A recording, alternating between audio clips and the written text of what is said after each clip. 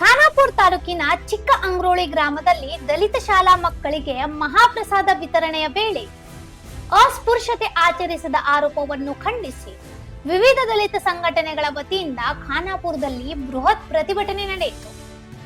ಆರೋಪಿಗಳನ್ನು ತಕ್ಷಣ ಬಂಧಿಸುವಂತೆ ಒತ್ತಾಯಿಸಿ ಮಾನವ ಸರಪಳಿ ನಿರ್ಮಿಸಿ ರಸ್ತೆ ತಡೆಸಲಾಯಿತು.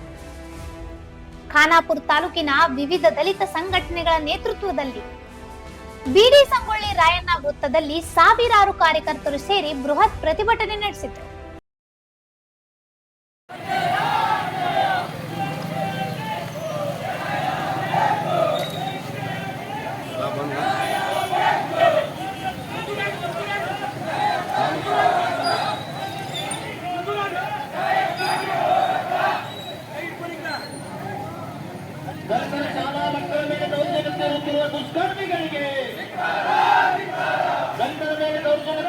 ದುಷ್ಕರ್ಮಿಗಳಿಗೆ ಆರೋಪಿಗಳನ್ನು ಬಂಧಿಸಿದರೆ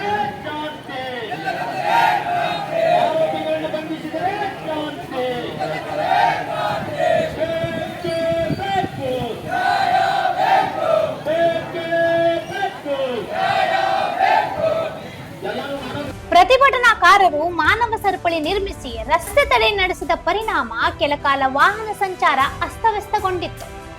ಪ್ರತಿಭಟನಾಕಾರರು ಆರೋಪಿಗಳನ್ನು ತಕ್ಷಣ ಬಂಧಿಸುವಂತೆ ಆಗ್ರಹಿಸಿ ಬೈಲ್ಹೊಂಗಲ್ ಡಿವೈಎಸ್ಪಿ ಹಾಗೂ ಉಪ ತಹಶೀಲ್ದಾರ್ ಅವರ ಮೂಲಕ ಮುಖ್ಯಮಂತ್ರಿ ಮತ್ತು ಗೃಹ ಸಚಿವರಿಗೆ ಮನವಿ ಸಲ್ಲಿಸಿದರು. ಚಿಕ್ಕ ಅಂಗ್ರೋಳಿ ಗ್ರಾಮದಲ್ಲಿ ಮಹಾಪ್ರಸಾದದ ವಿತರಣೆಯ ವೇಳೆ ದಲಿತ ಶಾಲಾ ಮಕ್ಕಳನ್ನು ಪ್ರತ್ಯೇಕವಾಗಿ ದೂರದಿಂದ ಊಟ ನೀಡಿದ ಆರೋಪ ಕೇಳಿ ಬಂದಿತ್ತು. ಈ ಸಂಬಂಧ ನಂದಗಢ ಪೊಲೀಸ್ ಠಾಣೆಯಲ್ಲಿ ಜಾತಿ ನಿಂದನೆ ಹಾಗೂ ಅಟ್ರಾಸಿಟಿ ಕಾಯ್ದೆಯಡಿ ಪ್ರಕರಣ ದಾಖಲಾಗಿದೆ. ಮೊನ್ನೆ ಏನು ಘಟನೆ ಆಗಿತ್ತು ಹಿರಿಯಂಗ್ರೋಳಿ ಗ್ರಾಮದಲ್ಲಿ, ಘಟನೆ ಆದ ನಂತರ ಮೊನ್ನೆ ಡಿಎಸ್ಪಿ ಬೈಲ್ಹೊಂಗಲ್ ಸಾಹೇಬರು ಅದನ್ನ ತನಿಖೆಯನ್ನು ಚುರುಕುಗೊಳಿಸಿ ಈಗಾಗಲೇ ಅದನ್ನ ಸಂಬಂಧಪಟ್ಟವರ ಮೇಲೆ ಯಾರು ತಪ್ಪಿತಸ್ಥರಿದ್ದಾರೆ ಅವ್ರ ಮೇಲೆ ಆಲ್ರೆಡಿ ಕ್ರಮ ತಗೊಂಡಿದ್ದಾರೆ. ಅವ್ರನ್ನ ದಸ್ತಗಿರಿ ಮಾಡಿ ಆಲ್ರೆಡಿ ಜೈಲಿಗೂ ಕೂಡ ಕಳಿಸಿದ್ದಾರೆ. ಮುಂದೆ ಇಂಥ ಘಟನೆಗಳು ಆಗಬಾರದು ಅನ್ನೋದೊಂದು ಎಲ್ಲರ ಒಂದು ಕಳಕಳಿ. ಈ ಒಂದು ಹಳ್ಳಿಯಲ್ಲಿ ಆಗಿದೆ, ನಾಳೆ ಮತ್ತೊಂದು ಹಳ್ಳಿಯಲ್ಲಿ ಆಗಬಾರ್ದು. ಎಲ್ಲರೂ ಒಕ್ಕಟ್ಟಾಗಿ ಬದುಕಬೇಕು ಸಮಾಜದಲ್ಲಿ. ಸೊ ಇಂಥದ್ದೇನೇ ಇಂಥ ಪ್ರಕರಣಗಳಾದ್ರೂ ಕೂಡ ನಾವು ನಿರ್ದಾಕ್ಷಿಣ್ಯವಾಗಿ ಕ್ರಮ ತಗೊಳ್ಳಿಕ್ಕೆ ನಾವೇನು ಹಿಂಜರಿಯೋದಿಲ್ಲ. ನಮ್ಮ ಮುಖಾಂತರ ಹೇಳೋದಷ್ಟೇ, ತಾವೇನು ಮನವಿಯನ್ನು ಮಾಡಿದಿರಿ ಅದನ್ನ ತನಿಖೆಯನ್ನ ಮಾಡಿ ಮಾನ್ಯ ಡಿಎಸ್ಪಿ ಸಾಹೇಬರು ಈಗಾಗಲೇ ಅವ್ರ ಮೇಲೆ ದಸ್ತಗಿರಿಯನ್ನು ಮಾಡಿ ನ್ಯಾಯಾಂಗ ಬಂಧನ ಕಳಿಸಿದ್ದಾರೆ. ಸೊ ಮತ್ತೆ ಇಂಥ ಘಟನೆಗಳಾಗದ ರೀತಿಯಲ್ಲಿ ಮುನ್ನೆಚ್ಚರಿಕೆಯಾಗಿ ನಾವು ಕೂಡ ಕ್ರಮವನ್ನು ವಹಿಸ್ತೇವೆ.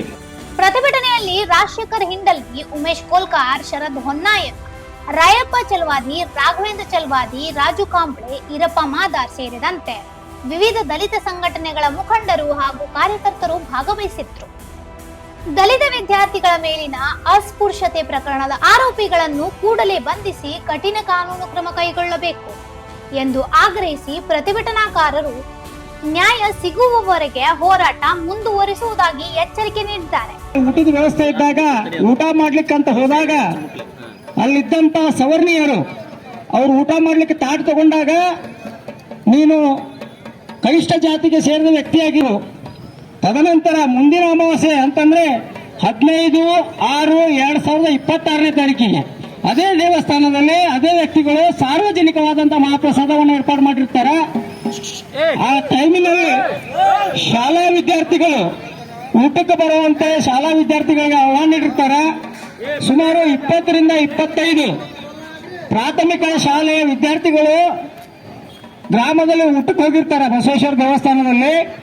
ಆ ಸುಮಾರು 20 ರಿಂದ 25 ವಿದ್ಯಾರ್ಥಿಗಳಲ್ಲಿ 4 ಜನ ದಲಿತ ವಿದ್ಯಾರ್ಥಿಗಳನ್ನ ಗುರುತಿಸಿ ಅವರನ್ನ ಇತರೆ ಅಂದ್ರೆ ಸವರ್ಣ ಜಾತಿಯ ಮಕ್ಕಳಿಂದ ಬೇರ್ಪಡಿಸಿ, ನೀವು ಕೀಳು ಜಾತಿಗೆ ಸೇರಿದವರು, ನಿಮಗೆ ಇಲ್ಲಿ ತಟ್ಟೆಯಲ್ಲಿ ಊಟ ನೀಡಕ್ ಆಗೋದಿಲ್ಲ, ನೀವು ಮನೆಗೆ ಹೋಗಿ ತಗೊಂಡು ತಟ್ಟೆ ತಗೊಂಬರ್ರಿ ಅವಾಗ ಊಟ ಕೊಡ್ತೇವೆ ಅಂತ ಹೇಳಿ ಅಮಾನವೀಯ ಕೃತ್ಯವನ್ನು ಎಸಗಿದ್ದಾರೆ.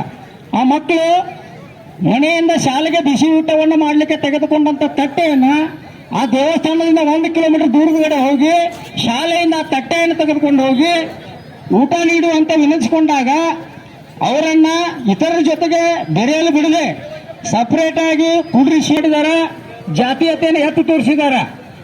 ಈ ವಿಷಯ ನಮ್ಮ ಗಮನಕ್ಕೆ ಬಂದ ನಂತರ ನಾವು ಸ್ಥಳಕ್ಕೆ ಹೋಗಿ ಭೇಟಿ ಕೊಟ್ಟಾಗ ವಿಷಯ ಸತ್ಯ ಆಧಾರಿತ ವಿಷಯವಾಗಿತ್ತು. ಇದರ ಬಗ್ಗೆ ಚರ್ಚೆ ಮಾಡಿದ್ವಿ. ತಾಲೂಕಾ ತಹಸೀಲ್ದಾರ್ ಬಂದಿದ್ರು, ಸಮಾಜ ಕಲ್ಯಾಣ ಅಧಿಕಾರಿಗಳು ಬಂದಿದ್ರು, ನಮ್ಮ ನಂದಗಡ ಪೊಲೀಸ್ ಠಾಣೆ CBI ಸಾಹೇಬರು ಸ್ಥಳಕ್ಕೆ ಬಂದಿದ್ರು.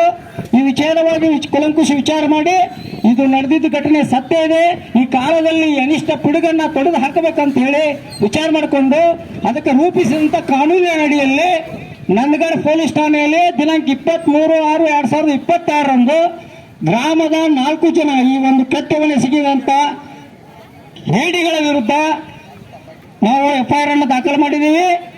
FIR ದಾಖಲಾಗಿ ಇವತ್ತಿಗೆ 4 ದಿನ ಕಳೆದರೂ ಸಹಿತ ಆರೋಪಿಗಳನ್ನ ಬಂಧಿಸುವಲ್ಲಿ ವಿಳಂಬ ನೀತಿಯನ್ನ ಅನುಸರಿಸ್ತಾ ಇದ್ದಾರೆ.